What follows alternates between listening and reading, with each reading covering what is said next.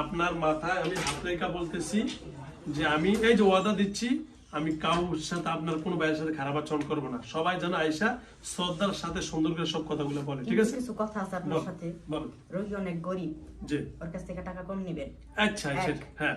2, রোগীকে যেইভাবেই হোক সুস্থ করতে হবে। জি ইনশাআল্লাহ। 3, ওর পিছনে যে বদ কাজ করতেছে জি জি ওই কাজটা যেন রোগীকে শরীরে না লাগে এমন একটা কিছু করে দিতে হবে ইনশাআল্লাহ। আমরা কিন্তু রোগীর ভালোর জন্য আসছি, জি, এজন্য আপনার ঠিকানা দিয়ে জায়গা নিয়ে আসছি অনেক ঝগড়া করে। ওদের সাথে হ্যাঁ, ওরা আসবো না, আরে কি? ঠিকানাই জানে না, আমি ঠিকানা আচ্ছা, দিয়ে বলেন তো। আসছি।